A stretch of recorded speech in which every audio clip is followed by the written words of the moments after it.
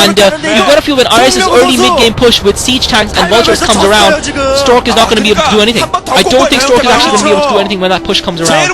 And RS just sending that vulture down. It looks like he might possibly. I think RS should research.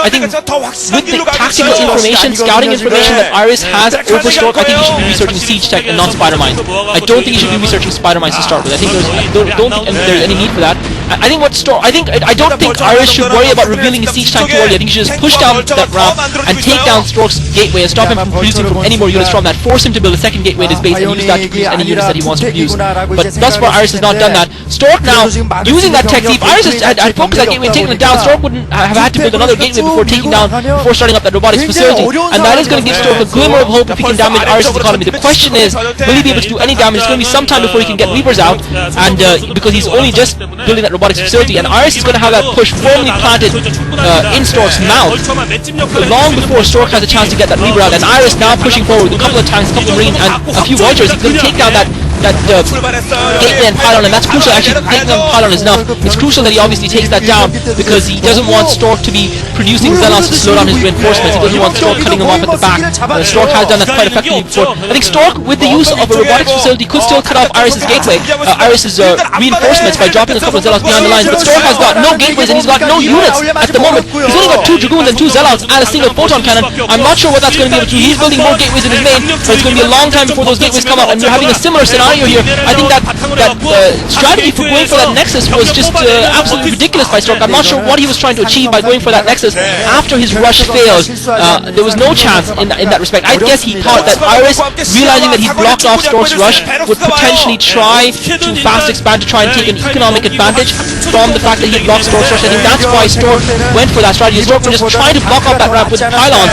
That's obviously not going to be successful. RS does have his siege tanks, and he's got reinforcements pouring down, coming down now to reinforce his forces, and Stork has got his gateways up, but Stork in dire trouble here. I don't think he's going to be able to come back to this matchup. I guess really he was quite far behind once that rush failed. It was going to be difficult for him from the start, and RS now building a bunker as well, so this is going to be very difficult for Stork. Stork has got that dragoon, that shuttle up, but it's not going to mean anything because he's got nothing to put in that shuttle.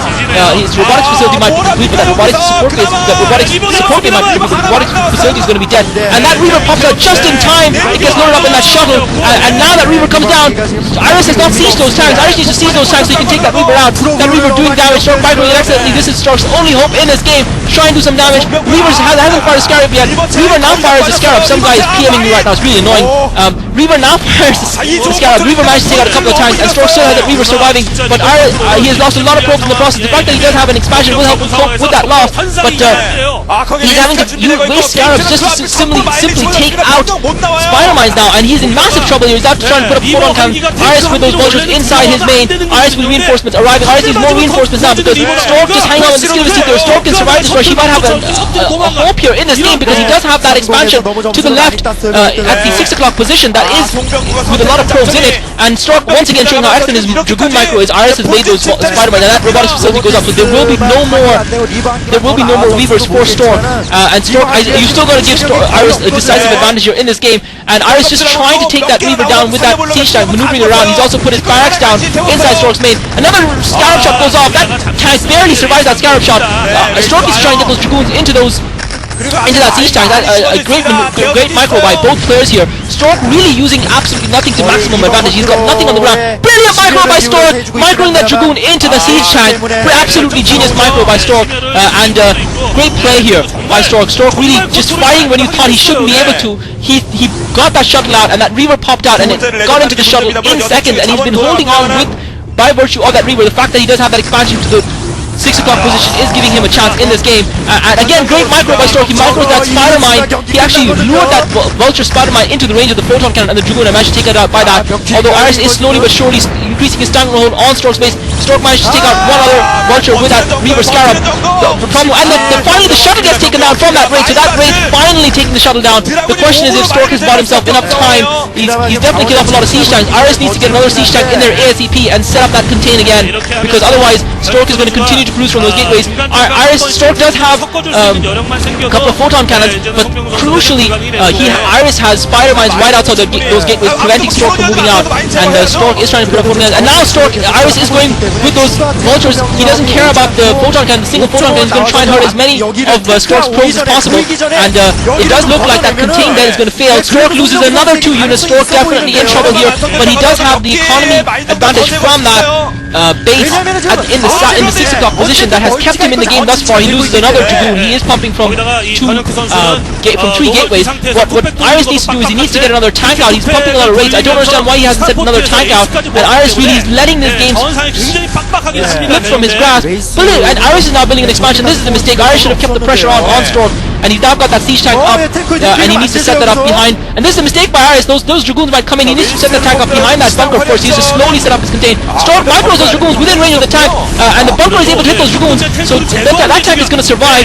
Stork micros the other Dragoon in place as well, trying to get within range of the tank, and he finally manages to take that siege tank out, but he's lost 3 Dragoons combating that one siege tank. Iris needs to keep pumping those siege tanks out. He needs to keep killing Stork's units. He is doing the right decision by setting up that and now Iris is going to take out a couple of those probes going down the south back towards Stork's main with those vultures, so that was a little bit careless by Stork. Those 3 probes getting taken out, brilliant positioning of the vulture by Iris, and Stork has nothing. He's got a couple of Dragoons actually, so he's going to take down that bunker, so Iris is contained finally fails, and you better feel that the game is a lot more evenly balanced now than it was. I think Iris had the opportunity to finish this game, and he didn't do it successfully.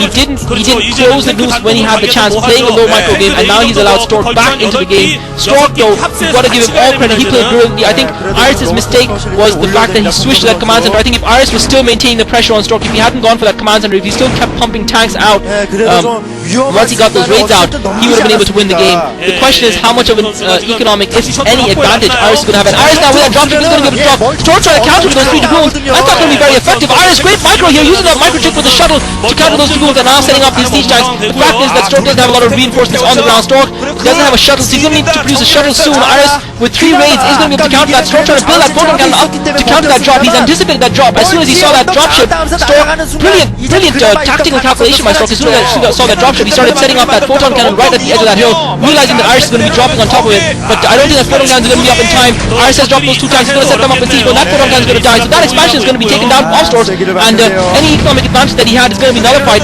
Iris does have that expansion that he is protecting, and now Stork is pushing up with about 5 Dragoons. Iris might have left himself a little bit vulnerable here. He does have a couple. He has more than enough siege tanks. He's going to be forced to bring on his SCVs to fight a little bit, but he has more than enough siege tanks to counter Stork's 2 Dragoons. He needs to pull those SCVs back, but no back from zone. And Stork GG's. Once his expansion got taken out, Stork GG's. Brilliant play by Iris.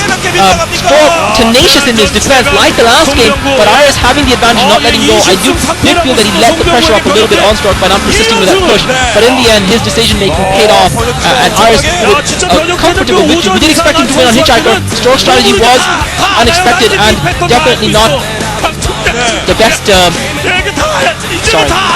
Definitely not the best choice to go for, I believe, on that map. But definitely Iris coming out with the win. And 2-0, Stork finds himself in huge trouble here, at risk of going out of the OSL. And I would definitely have to make Iris the favorite based on the performances thus far. He has been solid, and I fear for the player that will have to face Iris in the finals. If it is GG play, I hope that Monty Hall isn't going to be a factor in that. If it's GG play, I would bank on Iris winning the finals. If it's Flash, it's up in the air. But that was GG, guys. 2 great games so far. Let's hope Stork can take the next game or 2 so that we can have some more great StarCraft. This is definitely up to the standards that we expect from a big semi-final matchup. Great play by both players. 정신 좀 차리고 마음 좀 추스리고 제대로 제 실력 발휘할 수만 있다면 상대의 역전도 불가능 아닙니다. 송병구 큰 경기도 많이 했고 이제 다시 추스릴 수 있을 만한 그런 시간이 주어지거든요. 송병구 3경기란 1, 2경과는 전혀 다른 자신의 스타일, 정말 공룡스러운 그런 묵직한 그런 모습으로 돌아오길 기대하고 변형태 송병구가 살아나면 곤란합니다. 송병구가 살아나기 전에 여기서 싹을 끝내고 그냥 결승 일찌감치 가야 돼.